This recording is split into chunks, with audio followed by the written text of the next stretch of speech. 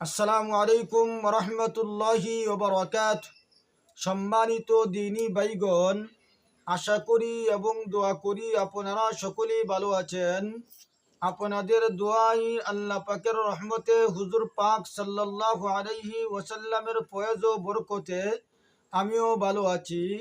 আজকে আমি আপনাদেরকে গুরুত্বপূর্ণ একটি আমল দিব, যে আমলের মাধ্যমে আপনি জিন জাদু রজাত বন্দিশ থেকে বাঁচতে পারবেন। এমনকি যদি কোনো ব্যক্তি জিন্নাতের আসর থেকে বাঁচতে চায়, তার জন্য এই আমলটা জরুরি। আমি আপনাদেরকে আমলটা দিচ্ছি, আপনারা পরীক্ষা করে দেখবেন, 100% কাজ করবে ইনশাল্লাহ।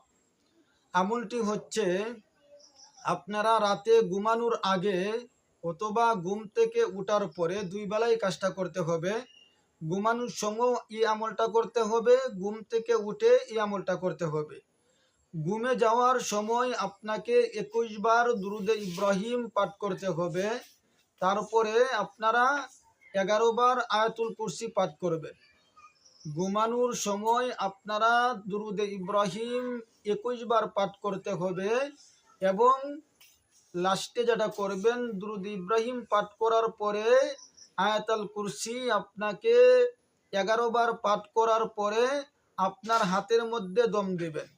আপনার হাতের মধ্যে দম দিয়া সারা শরীর মাসে করে ফেলবেন, যাতে কোনো জায়গা বাকি না থাকে। যদি আপনারা এই আমলটা করেন, আল্লাহ রব্বুল আলামিন এই আমলের বরকতে আল্লাহ তাআলা আপনাকে জিন, শয়তান এবং বদনজর থেকে আল্লাহ তাআলা হেফাজত করবে।